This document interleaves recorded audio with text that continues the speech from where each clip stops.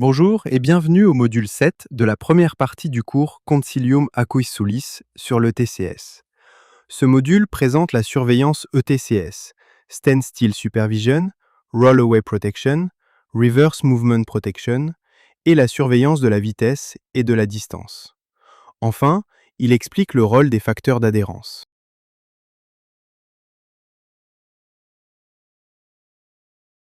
Standstill Supervision est utilisé pour empêcher qu'un train ne se déplace lorsque son ETCS à bord est en mode Standby, SB. Si un train se déplace sur plus d'une distance courte et configurable, l'ETCS à bord commande les freins pour l'arrêter. En général, la distance est suffisamment longue pour permettre le couplage et la séparation des trains.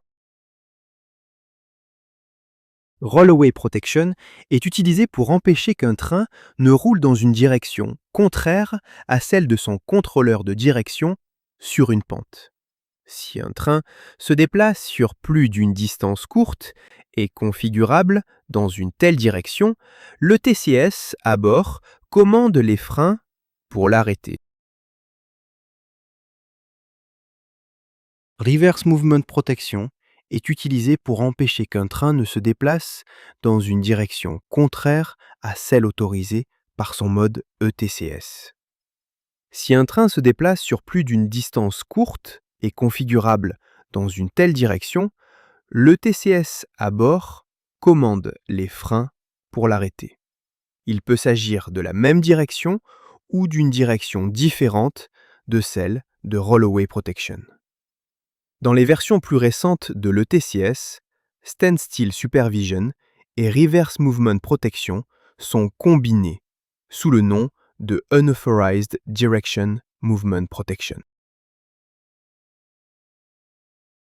La surveillance est basée sur le Most Restrictive Speed Profile, MRSP, qui est le plus restrictif pour la vitesse maximale autorisée pour le train lui-même, la limite de vitesse pour le mode actuel de l'ETCS à bord, les restrictions de vitesse liées à l'utilisation de la fonction override, la vitesse autorisée pour la section de voie sur laquelle circule le train, les restrictions de vitesse liées à la charge par essieu, les restrictions de vitesse temporaires en vigueur pour cette section de voie,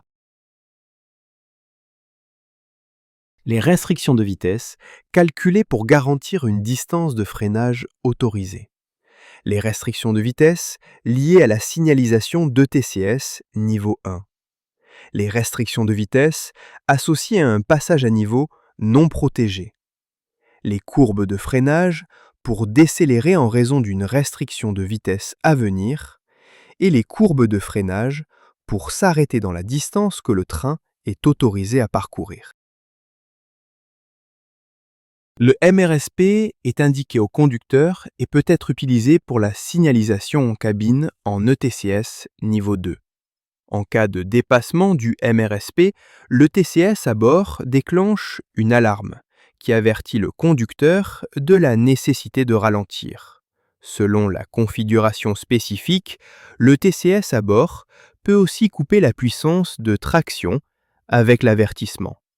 Si le MRSP est encore dépassé, le TCS à bord intervient en commandant le freinage. Si la vitesse autorisée est constante, le TCS applique la surveillance de vitesse plafond. La surveillance des augmentations de vitesse peut être configurée de deux manières. Le train peut accélérer quand son minimum safe front arrive à l'augmentation de vitesse.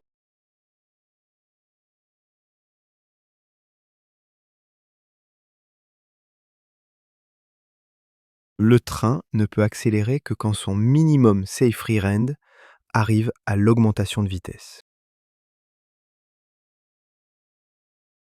Quand la vitesse diminue, le TCS applique la surveillance de vitesse cible. Les courbes de freinage sont calculées pour faire ralentir le train à la nouvelle vitesse avant que son maximum safe front n'arrive à la réduction de vitesse. Un cas particulier de la surveillance de vitesse cible est la surveillance de la distance autorisée à se déplacer, pour laquelle la vitesse cible est de 0 km par heure.